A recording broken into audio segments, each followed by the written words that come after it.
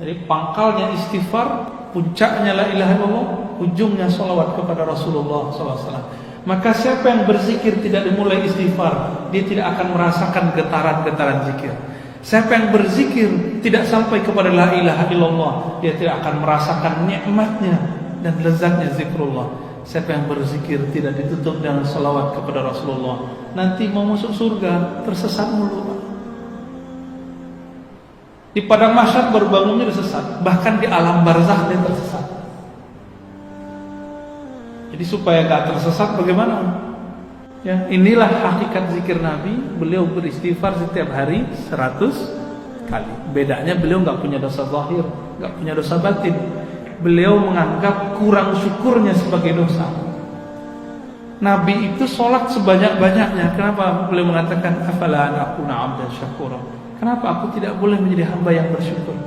Udah sholat begitu, beliau masih merasa kurang bersyukur. Keluar dari tempat buang air, beliau mengatakan, ghufranak ya Allah, ampuni aku kurang mensyukuri nikmat bisa buang air.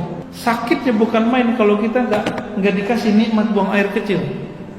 Maka Nabi bersyukur, Nabi menangis, mengatakan ghufranak ya Allah, ampuni aku. Jadi Nabi minta ampun bukan dari dosa.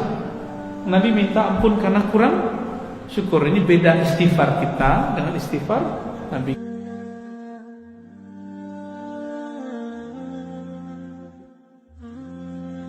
Zikir itu intinya percaya kepada Allah, percaya kepada Rasulullah, menghormati guru, pasang adab, usul langsung Allah terima. Gak mesti sama saya atau sama siapa gitu ya. Kan ada hadis afdalul dzikri la ilaha illallah, hadis Imam Tirmizi. Zikir paling afdal adalah la ilaha illallah. Zikir itu terjemahan. Kalau saya terjemahin enggak begitu. Zikir paling lezat adalah la ilaha illallah. Ada zikir juga astagfirullah. Kapan ditempatkan? Zikir istighfar itu namanya zikir prakondisioning. Jadi sebelum kita menikmati kelezatan zikrullah la ilaha illallah, bersihkan dulu wadahnya. Ini gelas saya bersihkan dulu, baru saya tuang air. Airnya bersih, tempatnya kotor, saya jijik Pak mau makan mau minumnya. Benar ya? Kalau sudah begitu, tempatnya terbuka, kasih penutup supaya kalau ada lalat masuk dia enggak nempel ke dalam. Nah itu disebut sholawat. Jadi sholawat itu penutup dari semua zikrullah. Jadi pangkalnya istighfar, puncaknya la ilaha illallah, ujungnya sholawat kepada Rasulullah SAW. Maka siapa yang berzikir tidak dimulai istighfar, dia tidak akan merasakan getaran-getaran zikir. Siapa yang berzikir tidak sampai kepada la ilaha illallah, dia tidak akan merasakan nikmatnya dan lezatnya zikrullah. Siapa yang berzikir tidak ditutup dengan salawat kepada Rasulullah, nanti mau masuk surga tersesat mulu. Di padang mahsyar baru bangunnya udah sesat, bahkan di alam barzakh dia tersesat. Jadi supaya gak tersesat bagaimana? Nah maka ada orang gak sabar, langsung aja deh kita salawat, ya boleh juga. Banyak nih sekarang lagi banyak zikir-zikir salawat, tapi digunakan untuk nangkap jin. Salah penggunaan. Benar gak? Lagi menghadapi tukang sihir pakai salawat ya. Salawat itu mahar langit dan bumi. Ini istilah baru ya. Apa kata Nabi? Siapa yang berdiri dari satu majlis walam yusalli alayya, dan tidak zikir kepadaku, maka baginya kerugian pada hari akhirat. Dalam hadis yang lain, hadisnya hasan, man nasiya salata alayya khati'a tariqal jannah. Siapa yang lupa salawat kepadaku, maka dia akan lupa jalan menuju surga. Khati'a, keliru. Mau Pak nanti keliru. Jadi ini saya kasih ijazahnya Pak ya. Al-wirdul asas dulu pernah kita kasih di sini. Namanya wirid asas. Pertama syahadat dulu, asyhadu an la ilaha illallah. Yang ingat ya, syahadat dulu. Jadi setiap kalau mau zikir perbaharui syahadat. Asyhadu an la ilaha illallah, asyhadu anna Muhammadar Rasulullah. Kalau perlu dimaknai, aku bersaksi tidak ada yang berhak disembah kecuali Allah, bahwa Nabi Muhammad itu utusan Allah, beristighfar. Astagfirullah. Nah, istighfarnya berapa Pak? 100 kali. Pelan-pelan aja. Bayangkan semua dosa yang kita lakukan, satu-satu sebutin. Dosa mata sekian. Ada 7 anggota, ada 10 bagian di badan, masing-masing 10 dosa. Udah Pak, jadi 100 dia. Ya, inilah hakikat zikir Nabi. Beliau beristighfar setiap hari 100 kali. Bedanya beliau nggak punya dosa zahir, nggak punya dosa batin. Beliau menganggap kurang syukurnya sebagai dosa. Nabi itu sholat sebanyak-banyaknya. Kenapa beliau mengatakan afala akuna abdan syakura? Kenapa aku tidak boleh menjadi hamba yang bersyukur? Udah sholat begitu, beliau masih merasa kurang bersyukur. Keluar dari tempat buang air, beliau mengatakan, ghufranak ya Allah, ampuni aku kurang mensyukuri nikmat bisa buang air. Yang pernah mengalami mampet tuh ya, selangnya, pernah nggak? Sakitnya bukan main, bener. Sakitnya bukan main kalau kita nggak dikasih nikmat buang air kecil. Maka Nabi bersyukur, Nabi menangis, mengatakan ghufranak, ya Allah ampuni aku. Jadi Nabi minta ampun bukan dari dosa. Nabi minta ampun karena kurang syukur. Ini beda istighfar kita dengan istighfar Nabi. Kalau kita benar-benar berdosa, karena dosa kita banyak. Belum lagi dosa batin. Kalau ditambah begitu bisa 200 istighfarnya. Ya cukup 100 dulu. Nah, Anda mengamalkan sunnah Nabi. Tuh angka dari Nabi bukan? Dari Nabi Pak. Setelah itu baca La ilaha illallah. Kalau waktu luang Bapak misalnya udah pensiun nih. Udah pensiun Pak? Nah, kalau di pensiun saya kasih yang panjang nih Pak. Kalau yang muda-muda nih kita kasih yang pendeknya aja. Yang pendek-pendek itu la ilaha illallah cukup, titik. 100 kali. Bagi yang sudah pensiun atau lagi musim libur, la ilaha illallah, Allahnya dipanjangkan. Wahdahu la syarikalah, lahul mulku wal hamdu wa huwa ala kulli syai'in qadir. Di makna itu lahul mulku wa lahul hamdu. Miliknya lah semua kekuasaan, semua kerajaan. Miliknya lah semua pujian. Maka kalau kita dipuji, yakinkan, iktikadkan pujian itu kembali kepada Allah, baru boleh Pak menerima pujian. Jadi kapan kita nggak pantas menerima pujian? Kalau kita marah pujian buat kita, gitu. Tapi kalau kita dicaci maki orang, jangan yang kembalikan kepada Allah. Itu emang kita Pak yang jelek, ya. Berapa kali? 100 kali. Beberapa masyayikh kita menambahkan, yuhyi wa yumitu wa huwa ala kulli syai'in, dia menghidupkan yang mati. Tapi di hadisnya begitu doang. La ilaha illallah wa la syarikalah, lahul mulku wal hamdu wa huwa ala kulli syai'in qadir. Dia berkuasa atas segala sesuatu. Ini dibaca, intinya ada di la ilaha illallah. Kalau Bapak enggak fokus di kalimat setelahnya, cukup baca la ilaha illallah. Berapa kali? 100 kali. Yang enggak sempat lagi duduk, habis sholat, buru-buru mau kerja, ya di motor, di mobil boleh. Terus yang ketiga,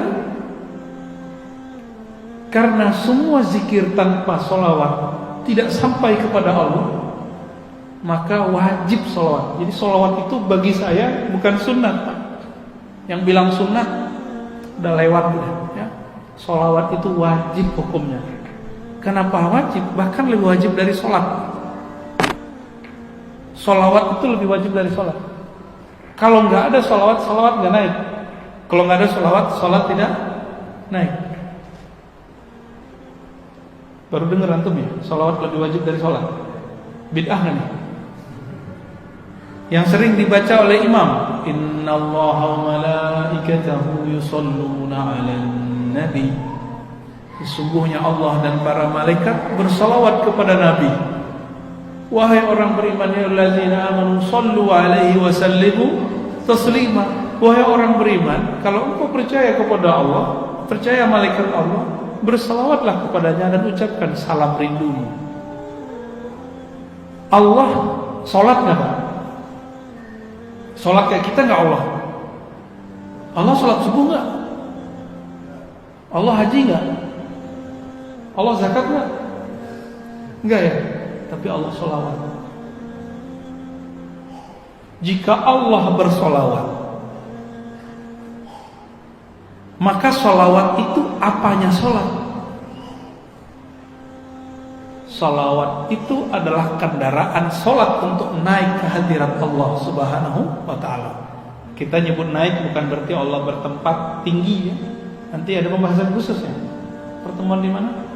Oh bukan di sini ya? Di Duri. Ya udah di sini aja jelasin. Allah itu maha tinggi mutlak, tapi bukan tinggi arah dan tempat. Kau wajib meyakini Allah maha tinggi. Itu namanya Ali. Karena dia bukanlah benda, maka ketinggiannya bukan arah. Jadi kita wajib meyakini Allah maha tinggi. Itu wajib hukumnya ya. Udah berapa tadi? 3. Yang terakhir subhanallah bihamdi subhanallah azim 100 kali ditutup adada khalqihi wa zinata arsyihi wa ridha nafsi wa midada kalimat.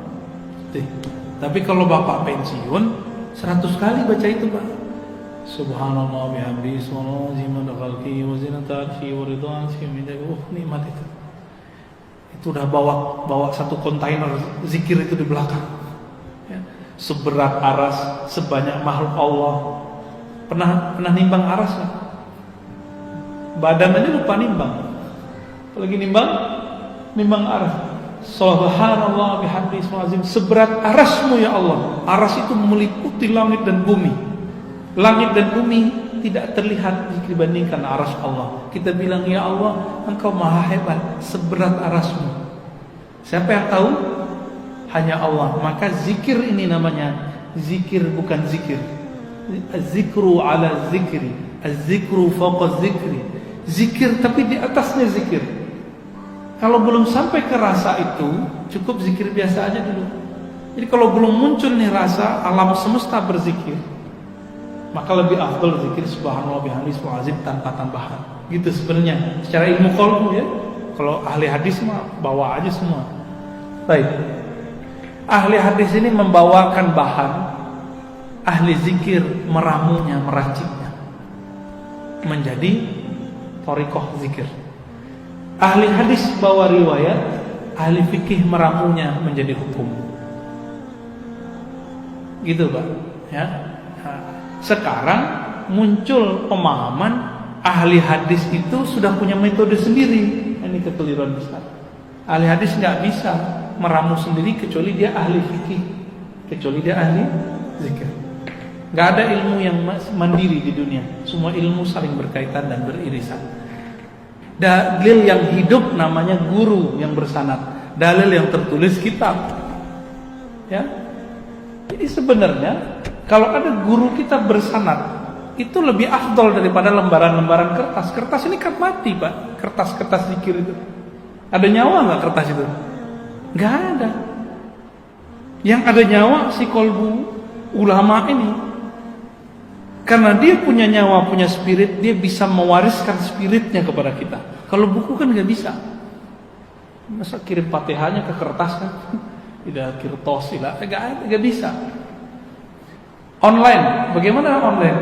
Ya, karena zaman ini ilmu mudah, maka orang sekarang bisa ngambil ilmu apa aja dengan mudah. Tapi saya ingatkan, kalau belum kenal gurunya, belum dapat izin darinya, terus ngamalin zikir via online, yang zikirnya bukan diambil dari Quran dan Sunnah, saya khawatir baru cerita khodam-khodam tadi itu terjadi. Dan ini sudah banyak di YouTube tuh, zikir kulhu geni, ijazah, ya mahar sekian, zikir ini zikir aneh-aneh zikirnya. Ya. Akhirnya apa yang terjadi? Nggak satu dua yang udah mulai begini, ya, karena nggak ada yang guidance. Orang di guidance aja belum tuh lulus, gimana yang sendiri? Jadi umur Bapak berapa? Maaf nih, 6. Udah wajib Pak. Udah wajib belajar zikir. Jangan online lagi. Cari gurunya, minta bimbing. Ustaz, Kiai, Syekh, bimbing saya. Gitu. Ya. Mau sampai kapan lagi? Emang jamin nggak kena corona di sini? Kan nggak juga. Kita nggak tahu. Minimal kita punya garansi bahwa zikir kita bersanad kepada Rasulullah SAW. Jadi bolehkah lewat online? Boleh jika zikirnya yang zikir yang umum, Ratibul Hadar, Ratibul Atas, zikir-zikir yang biasa-biasa. Tapi kalau zikirnya namanya aneh-aneh, kalau namanya ke bahasa lokal, tolong jangan diamalkan.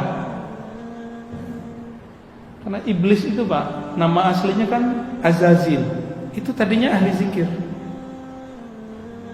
Azazil ini dulu yang jaga surga dan dia ibadah di surga. Azazil ini dipecat dari malaikat. Dia turun punya dendam. Dia punya tentara 70.000. 70.000 ini masing-masing 70.000 itu punya tentara lagi di bawahnya. Kerjaannya ngapain? Godain-godain orang-orang yang suka zikir, suka ngaji. Nah, bagaimana cepat supaya tidak kemasukan setan? Jadi kemasukan setan ini lebih bahaya daripada kemasukan jin, kesurupan. Orang kesurupan biarin aja dia begitu tegang-tegang sendiri. Ini kalau sudah kemasukan setan, gawat. Ya. Itu mulai gawat. Was-was dibilang ilham. Dia was-was, tapi dia bilang ilham. Jadi kalau ada guru itu, guru ada, setannya kabur. Kira-kira begitu. Karena jaminannya Rasulullah. Kalau dia bersanad, bersilsilah. Ya silakan dicari Pak, ini kan di Kampar ada negeri 1000 suluk. Ya, kesana lah. Ya, ini kan bulan puasa ini, di sana kayaknya zona-zona hijau nih. Udah kesana aja. Ngapain lagi? Ustadz saya ngurus ini, ngurus itu. Mau sampai kapan ngurus ini selesai? Urus diri sendiri. Ku anfusakum dulu, walu ahlikum. Itu kan dalil kalau orang kan biasa menerjemahkan jaga diri keluargamu. Itu terjemahan biasa. Ku anfusakum ahlikum itu kamu mau jaga orang, mengurusin yayasan, masjid, sekolah, itu orang. Kapan kamu jaga dirimu sendiri? Itu. Ya. Ya belum lama ini juga ada sahabat saya bilang, "Ustadz, saya imam di masjid, tapi guru saya nyuruh suluk. Kamu ngimamin masjid. Tahun depan kalau umur panjang masih bisa kan?" Ya. Tapi rokaatnya sekian Ustaz. Kalau saya nggak jadi imam, rokaatnya bisa berkurang dari 20 menjadi 11. Ya nggak apa-apa tuh. Ntar ente pulang balikin lagi di 20. Tapi tahun depan kalau kita meninggal, kita belum sempat zikir latihan, gimana? Kan nggak bisa balik Pak. Farji'na na'mal sholihan, semua ruh, semua jiwa itu meratap ketika dikuburkan. Ya Rabb, tolong kembalikan kami ke alam hidup, kepada kehidupan. Tapi Allah kembalikan gak? Jadi arwah itu ketika dia mati itu gombal-gombal. Ya suka ngasih janji-janji. Ya Allah kalau saya hidup saya ibadah lagi. Padahal dulu dia ngomong gitu juga. Kalaupun dikembalikan gak akan balik. Paling main handphone ya. Jadi kalau ada orang mati ini dihidupkan lagi, dia udah ketemu dan doa tadi, dia pasti lupa. Ini aja kita lupa ketemu Allah, kan lupa. Jadi silakan amalkan yang umum-umum Pak, yang dari Quran Sunnah. Tapi untuk masuk ke kolbu itu mesti dari kolbu. Kan tidak ada namanya talqin zikir online, nggak ada, nggak sah. Ya harus ketemu. Imam Bukhari yang nyari satu hadis yang zahir itu pindah-pindah negeri kok. Cuma mau dapat zikir pindah dari Pekanbaru ke Kampar aja gak mau. Di kota Pekanbaru ada ya? Banyak ya, di sini banyak kok. Tinggal mau ngamalin aja Pak. Nggak mau cari guru. Mau menjatuhkan sedikit rasa malas, menjatuhkan sedikit ego. Ini yang menghalangi orang untuk bisa berzikir.